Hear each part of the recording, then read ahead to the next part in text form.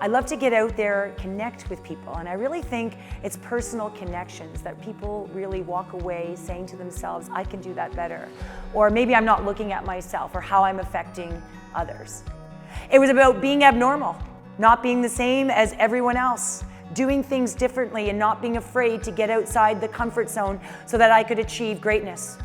It's about being inspired by others and sharing information and asking for help when I needed it, because we all do need help. Do you know yourself?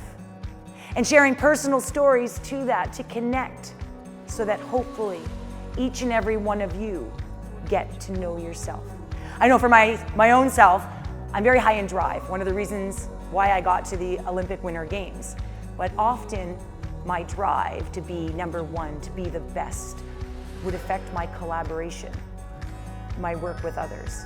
But being mindful of that would allow me to be aware.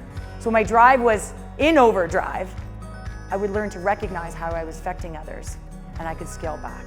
I really believe it's about the journey, and I expose, and I do say expose with vulnerability and transparency and great humanity, my journey.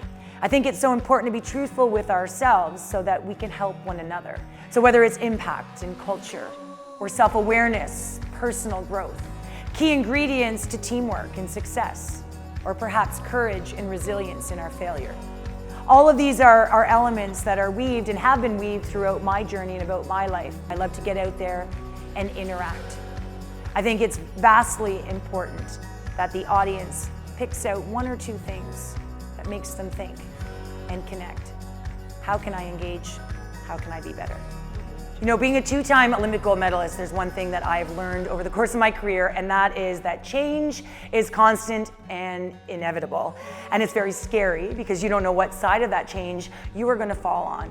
But what you realize that with change, you have to learn to get outside your comfort zone, do things that others aren't doing so that you can stay ahead of the curve. A great leader had once said to me, Cheryl, when the team goal is met, the individual goals will take care of themselves. And I really never fully understood what it meant until we won our first Olympic gold medal in 2002 Salt Lake City, which I'll never forget.